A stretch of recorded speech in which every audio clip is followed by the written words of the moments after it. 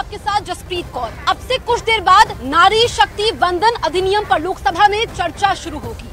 एक ऐसा बिल जो कि देश की आधी आबादी यानी कि 140 करोड़ हमारे देश की आबादी है, 70 करोड़ महिलाओं को हक दिलाएगा। एक ऐसा बिल जिस पर सभी पार्टियां राजी तो थी लेकिन सहमति नहीं बन पाई और 27 सालों का लंबा इंतजार करना पड़ा। कल नई संसद का श्री गणेश था और ऐसे में पहला दिन था, पहला बिल था, पहला संबोधन था जो कि नारी शक्ति को समर्पित था। और आज जब चर्चा होगी तो उम्मीद यह है कि इस सत्र में यह बिल लोकसभा में पास होगा, उसके बाद राज्यसभा में पास होगा और बिल पास करवाने के बाद जब ये कानून का रूप ले लेगा तो उसके बाद जनगणना परिसीमन होगा और फिर उसके बाद हम थोड़ा इंतजार हमें करना होगा। लेकिन जिस तरीके से कल पीएम नरेंद्र मोदी ने कहा कि ईश्वर ने उन्हें इस सपने को साकार करने के लिए भेजा है और काफी अहम हो जाता है क्योंकि इस पर चर्चा काफी समय से होती रही। सबसे महत्वपूर्ण बात यह है कि अब श्रेय लेने की होड़ मची है। कांग्रेस कह रही है ये तो अपना ही है, बीजेपी कह रही है कि कांग्रेस तो सिर्फ वोट बैंक की राजनीति करती है।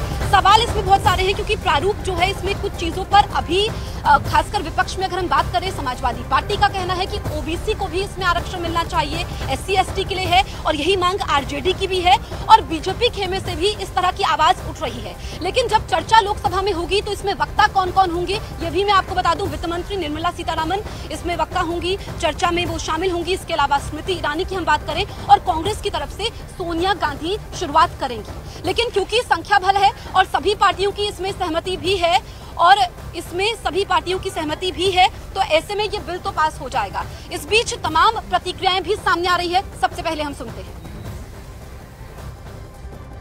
विमेन लेड डेवलपमेंट के अपने संकल्प को आगे बढ़ाते हुए हमारी सरकार आज एक प्रमुख संविधान संशोधन विधेयक प्रस्तुत कर रही है। इस विधेयक का लक्ष्य लोकसभा और विधानसभाओं में महिलाओं की भागीदारी का विस्तार करने का है। नारी शक्ति वंदन अधिनियम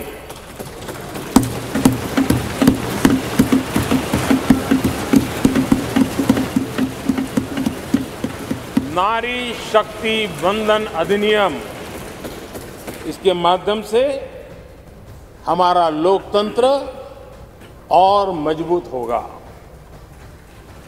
मैं देश की माताओं, बहनों, बेटियों को नारी शक्ति वंदन अधिनियम के लिए बहुत बहुत बधाई दूंगा। तो 7 घंटे आज फिर से बहस होगी, कल भी बहस हुई है, लेकिन मुद्दा असल ये है कि क्रेडिट किसको जाएगा। ये जो नारी शक्ति वंदन अधिनियम है इसका क्रेडिट किसको जाएगा। कांग्रेस ने इसे जुमला बता दिया है।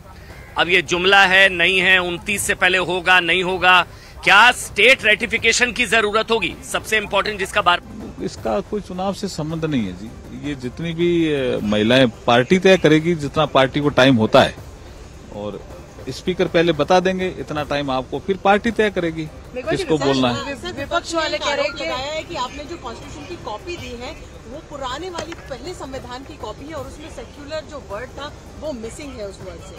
संविधान संशोधन किया गया है तो इसके लिए किसकी आज्ञा ली गई है, किसकी? अधीर रंजन चौधरी और डोला सिंह दोनों ने आरोप लगाया। देखिए हमारे प्रवक्ता ने इसका जवाब दे दिया है जी। वो जिस समय संविधान बना था वो उस समय ऐसा ही था ना, तो उसके बाद 42nd में अमेंडमेंट हुआ तो ओरिजिनल कॉपी होगी ना। ये हमारे प्रवक्ता ने जवाब दिया है ना इसके बारे में। विपक्ष ने ये कहा है कि आप जो बिल लेके आए हैं उसके इम्प्लीमेंटेशन पे कोई वो नहीं है, शगुफा है आपकी सरकार के द्वारा। क्यों? इतना बड़ा कदम, इतना प्रोग्रेसिव लॉ, फिर भी इसको ये जो विकास में महिलाओं की भागीदारी बढ़ाने वाला बिल, फिर भी उनको इसमें आपत्ति है क्या? पर इम्प्लीमेंटेशन पे कोई गाइडलाइन नहीं है।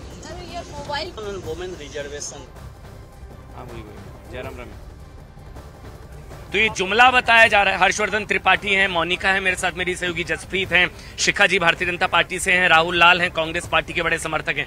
हर्षवर्धन त्रिपाठी, पहले अगर आप बता दें ये जुमले का क्या मतलब है? जुमला है, जुमला ये क्या और श्रेय लेने की होड़ भी मची है। नहीं, देखिए, श्रेय लेने की होड़ तो कोई बुराई नहीं है मन। अगर कोई भी राजनीतिक दल है तो उसकी सारी कमाई यही होती है थोड़ा सा श्रेय ले लें। लेकिन जब भी किसी के समय में कोई काम होता है तो जनता श्रेय तो उसी को देती है। अब आप कुछ भी कह लें, अब आप ऐसे कहेंगे कि हमने आधार की परिकल्पना की थी लेकिन आगे नहीं जा पाए। आपने बहुत से ऐसे काम सोचे थे लेकिन कर नहीं पाए। मन में मेरे भी बड़े अच्छे अच्छे विचार आते हैं, लेकिन कोई दूसरा कर ले जाता है। लेकिन बिल्कुल मैं आगे आ रहा हूँ। संसद के भीतर कोई भी कानून अगर बनने जा रहा है उसको जुमला कहना संवैधानिक संस्था पर सीधा हमला है।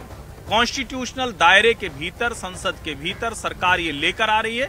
ये कोई रैली में नरेंद्र मोदी भाषण नहीं देने जा रहे हैं। और जो भी संविधान के जानकार हैं उनको आज बड़ी पीड़ा हो रही होगी कि एक राजनीतिक दल जिसका जन्म भारत की आजादी के इतिहास में बहुत महत्वपूर्ण है, उस पार्टी का जिसका सबसे ज्यादा समय तक शासन रहा है, वो संसद में बनाए जाने वाले कानून के बारे में जुमला कर रही है। अगर ये रैली में कहते तो ठीक है, जब आप कहते हैं कि आगे लागू होगा तो बहुत से ऐसे कानून होते हैं जिसकी टाइमलाइन तय होती है। हर्षवर्धन जी, क्योंकि जुमला भी है, इसमें दो चीजें को क्लियर करनी होगी कि एक तो ये कि जनगणना भी 2 साल तक तो नहीं हो पाएगी, 2021 में होनी थी।